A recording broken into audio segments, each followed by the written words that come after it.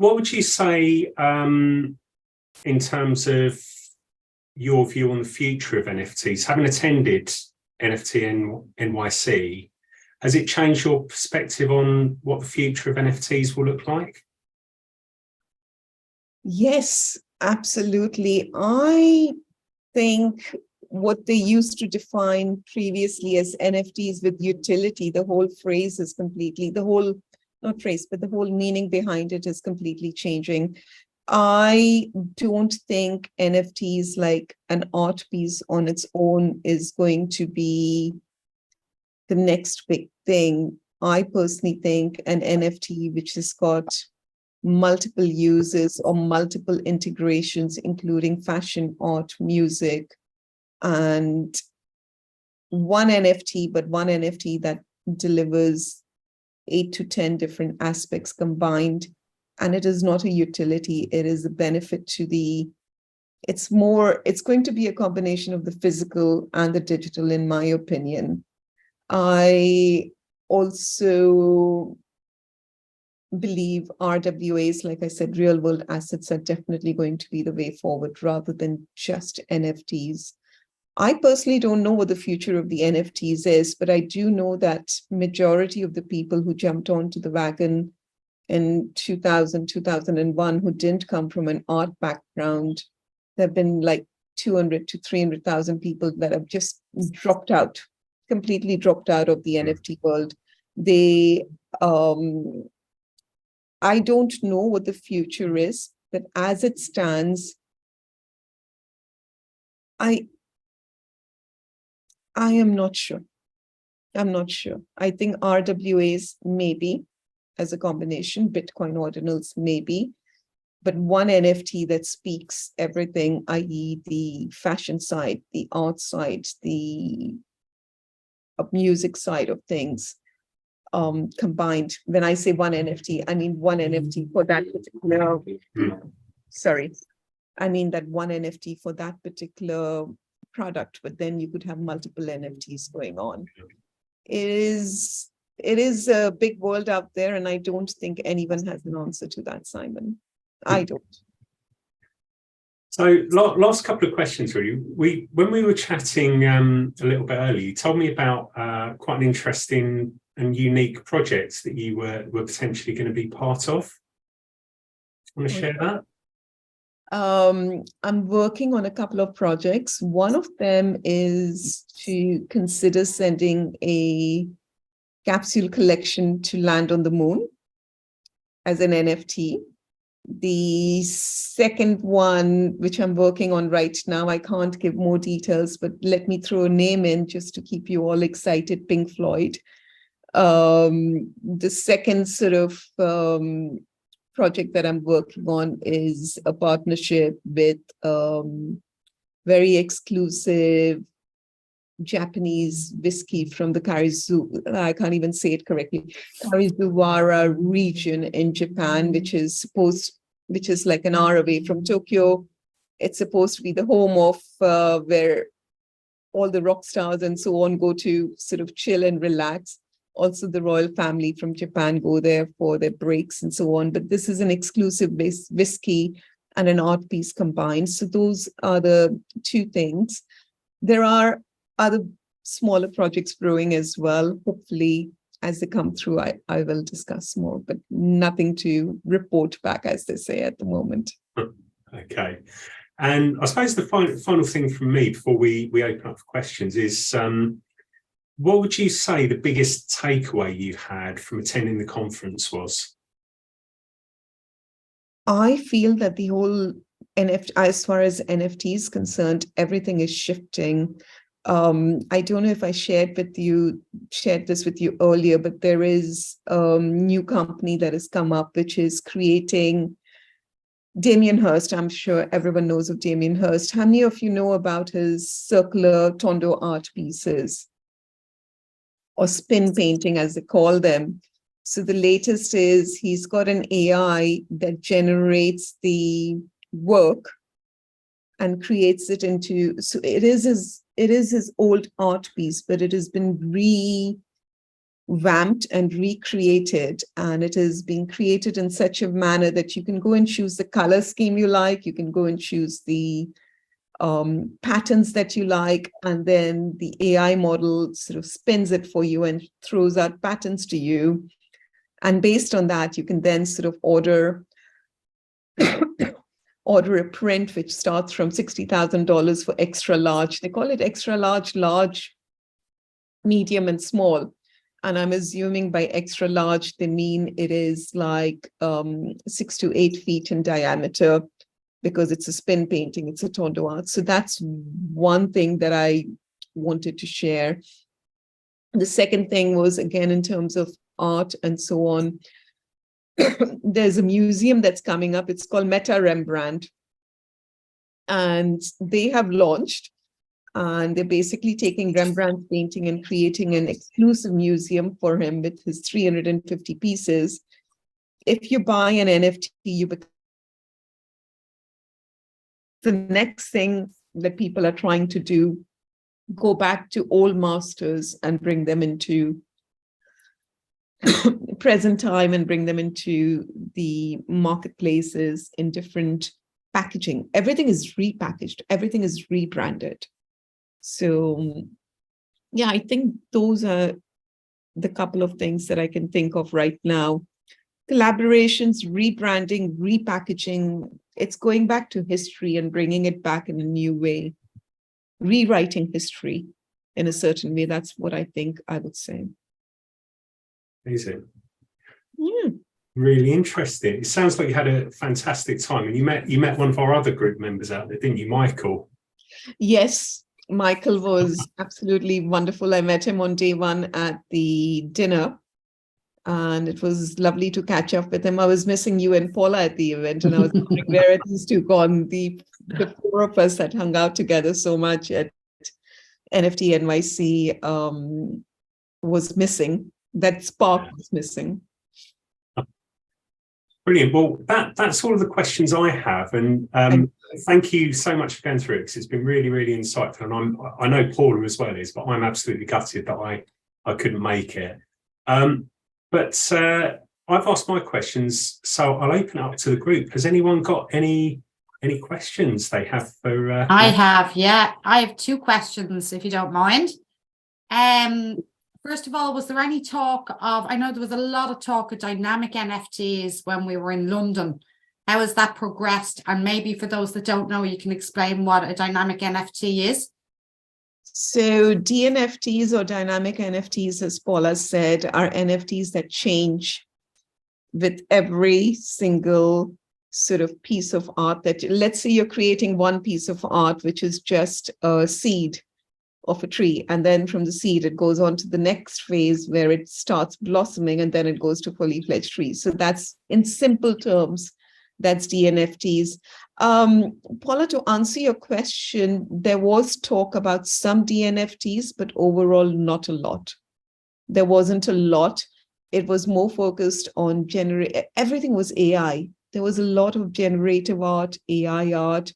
There was a big push towards glitch art as well. And Sotheby's Metaverse has recently sort of relaunched. And I believe there was a special exhibit done at the B&O, the Bang & Olufsen workshop, or Bang & Olufsen sort of place where they sort of re-promoted glitch art.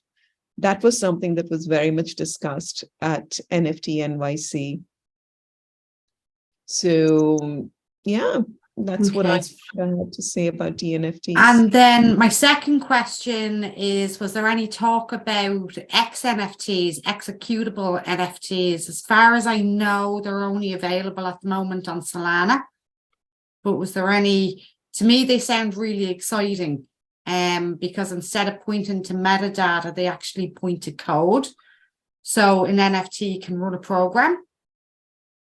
I don't know enough about it, Paula, so for me to say anything about it would not be right.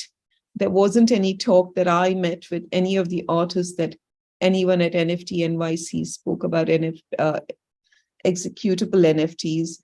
I do know that Algorand and Tezos came up with their own sort of NFT days that they had at NFT NYC. Those were big. Solana didn't have, I can't remember if Solana did, but all in all, there were 200 extra side events in addition to main NFTs. So one couldn't catch everything. Fabricant was really well. I'm really sorry, but I think something is burning in my flat, which I forgot to switch off the gas before sitting down. Apologies. Give me 1 second before the smoke alarm goes off. Your smoke alarm went off a minute ago too, Simon, didn't it? Oh, we're in the same flat. That's what it is. No, sorry, Paula. There were 100. I think there were around 200 different programs that were running alongside NFT NYC. I think the most successful ones I saw was Unstoppable, Keyher, and Metaverse that I went to, which were at NFT NYC. And outside NFT NYC, Fabricant was supposed to be brilliant, but that was held all the way up in Queens and Bronx, and I didn't get a chance to go up there. I'm trying to think which other events were exciting, and I've just drawn a blank. There were too many to keep up with. I couldn't. Moonbeam was one of the highlights because they did, and I spoke at Moonbeam event. There was 4 of us, and it was for the World Art Day, which was on the Friday. So that was an excellent sort of event that I can talk about. Yeah, I think I can't. It's become a blur all of a sudden. I can't believe it ended my 3 weeks ago. Just one of the comments in the chat from Ivan is NFTs are huge in gaming. That's the new hype with play to earn. Was there much many gaming presentations? Or? There was a full stage downstairs, Ivan, and I went to the branding stage. I didn't go to the gaming stage, I have to admit. The way NFT NYC was structured this time was the ground floor, or the first floor as they call it, was the gaming and the branding and the fashion platform, and all the exhibitors were there. And gaming had a stage of its own. And I have to say, I'm sorry, I didn't attend any of the gaming stages. I attended all the branding ones and all the NFT ones, and then all the other ones, but I didn't go. But there was a special dedicated section completely there. There were a lot of Japanese companies and a lot of Korean companies, much more than I would say the American or the British companies in that section. So, but sorry, I didn't even look at gaming. I'm so not into gaming. Apologies, Ivan. I'll do it next time. Thanks for that, Ivan. Has anyone else got any questions or anything they wanted to ask Nanda, either about NFT NYC or art in general? Hi, Nanda. Chris, how are you? Good to see you. Likewise. Do you still hold out for traditional art, or will traditional art be left? Very much continuing with my fine art as well. I am not going to give that up. I've got a big reputation in Web 2. I've always said I'm Web 2.5. I've never said I'm Web 3. I've always said it. I always say it at my conferences. I start with this. And I think I am going to be looking at my traditional art and working with the NFTs as a certificate of authenticity rather than a NFT on its own. Even with my NFTs per se, there is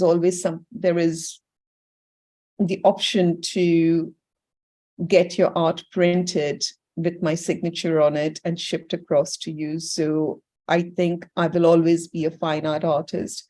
Funnily enough, Chris, you asked me this question. There was one question that was asked at one of the stages with AI sort of on set coming on so strong. What is the future of fine art and where is it going? Either fine art will collapse and go completely down, or else it will become so uber and super unique that the pricing will go in, up. So I don't know which way it will be sort of heading. So I can't answer that question, but I've had some AI generated art back from Vanna Portraits based on 8 photographs that I sent in. Just totally mind blowing. The quality, the depth, and they were in different styles. Whatever style you wanted, they would render it out, and it looked like an abstract oil painting. Really? And it's absolutely amazing. So there was one. That's why I'm asking the question, because AI can do it now. They can scan. I went to an exhibition last week. Yeah, absolutely, Chris. I went to an exhibition called ADA, AI-DA, sponsored by Bombay Sapphire Gin at the Design Museum. And the AI, the robot there basically was painting everything that she saw in front of her. There was a time lapse between her reaction to registering what she saw to her painting, but it was definitely there, and it was a bit spooky. And she had a fully fledged exhibition of her own at Design Museum, and they've named her Ada, AI for AI-T, Ada, or Ida as they call in the Middle East. But it was, I can understand what you're saying. It is absolutely phenomenal. The one thing that a lot of the artists were discussing in the groups that we were in was, would they declare if they've used AI in their art? And some artists said, I would not declare it. Some artists said they would. And some artists said they would call it mixed medium. So it was like a very big spectrum of debate on whether to say that they've used AI art. Interesting and challenging times ahead then. Yeah. The follow-on question, you mentioned AI a lot. And AI has made great inroads because of Microsoft and Google, Chat, GPT and the like. Do you think it's those key players which will move in and dominate this sector? Do you think it needs that type of finance and money, research, clout to actually make a robust system of it all for there to be mass adoption? Because I'm struggling to find out, because it's the nature of decentralization, how it's going to all come together without a degree of centralized financing, certainly.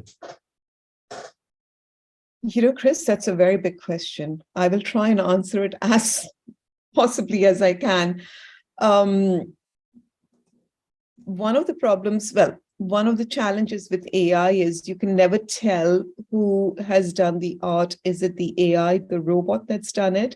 If you'd gone to this exhibition, you wouldn't have been able to say that this art was created by Ada. She did large abstract canvases, exactly like the way I do it. And she sort of visualizes it and then paints it. So one could not tell, but this was openly an AI exhibition. Would people buy it? That is the question. Would the market fall for it? I don't know. Would the consumer buy it? I don't know. Going to your question about whether the big sort of companies are going to be taking over, let's hope there is more decentralization, and let's hope that we do not have a repeat of Facebook and Google and Microsoft and so on coming back. At the moment, there's no funding. I don't know what everyone else thinks, but at the moment, the markets are down. There isn't much funding out there. The only people who have the money are Microsoft and Google and Facebook. You find these big companies, once they see potential for making money, they will move in and start dominating. They might even be able to keep it decentralized to a large degree, but they'll provide the smoother interfaces, the interoperability, interconnectedness that they might fast track that and control that and still maintain a large degree of decentralization. Yeah, I think that would be really sad. Nobody knows, but it does, to me, seems to lack, obviously, robustness, security, and the right type of money in the right places to make it sustainable, scalable, and trustworthy. Absolutely. I don't know what the future of AI is, but I do know that everyone is rushing towards AI. And in my mind, when everyone is rushing, that's when you need to take a step back. That's what I do personally. So I never follow the crowd. I personally am taking a step back, Chris, but everyone is rushing towards the AI and sort of working towards it and hoping to have a better and brighter future with AI, AI marketing, AI art, AI, in every which sense that you can say. I think there's definitely some benefits, but the authenticity in my mind is not there. If Microsoft is creating something versus an artist creating something, again, going back to art, because that's what my specialty is, not finance, not coins, and so on. I would question what is the role. I don't know. I really don't know.